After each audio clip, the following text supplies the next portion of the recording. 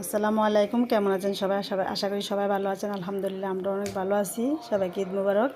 তো এখান থেকে সকাল সকাল উঠে ডাবলে সিদ্ধ দিয়ে দিলাম। ডাবলে সিদ্ধ দিয়া এই যে থালা বাসন ধোয়া নিলাম। মাছটা মুরগি, দুধ মুধ সব কিছু ভিজা নিয়েছি। দুধ এখান থেকে জাল দিয়ে নিছি সেমাই ভিজানোর জন্য। তো এখান থেকে যে দুধ জাল দিতেছি, ডাবলে সিদ্ধ হইতাছে। তো এখান থেকে দুধ ভালোভাবে জাল দিতে হইব। তো জাল দিয়া লাচের সেমাই ভিজাবো। তো সবাইকে কোন জায়গা থেকে দেখছেন ভিডিও, তো অবশ্যই কমেন্টে জানাবেন। সবাই ঈদ কেমন কাটতেছে তো অবশ্যই জানাবেন। এখান দিয়ে আমাদের এই যে কুরবানির গরু জবা করে হইব কিছুক্ষণ পরে, নামাজের পরে। তাই গোসল মোসল করা হইলো। এখান দিয়ে যে লাচির সেমাই আর নুডলস রান্না হয়েছে, তো এগুলো রান্না করে নিয়েছি ঘরে সবাইকে খাইতে দিব। তো এখান থেকে যে নামাজ টামাজ পড়া শেষ, গরু টরু জবা করতে নিল। এই যে গরু শোয়াইতেছে। গরুরা সব খুবই শান্ত ছিল। এই যে দেখেন একটু ফালাফালি করে না, চুপচাপই শুয়ে পড়ছে। তো এখান থেকে যে গরু জবা করা হয়ে গেছে গা। তো গরুটার জবা শেষ। যে অনেক লোকজন, দেখাও যাইতেছে না ভালোভাবে। যে গরু খালাই লাইতেছে, গরু জবা শেষ, এখন খালাইতেছে চামড়া খালায়। তো খালানোর পর আর কি বাড়িতে আনা হইব।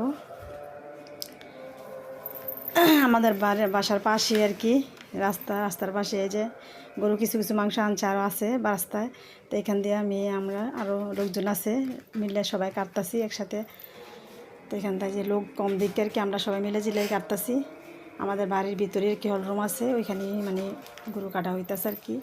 তো এখান থেকে সবাই কথা বলতেছে, কাটতেছে। কিছু মাংস আবার এখানে কাইটা দিল, আগে বসাই দিলাম মাইখা জুইখা বাটা মশলা দিয়া। তো এখান দিয়ে যে পোলাও রান্না করছি, সাদা পোলাও রান্না করছি। এখান দিয়ে গরুর মাংস কষানো হইতেছে।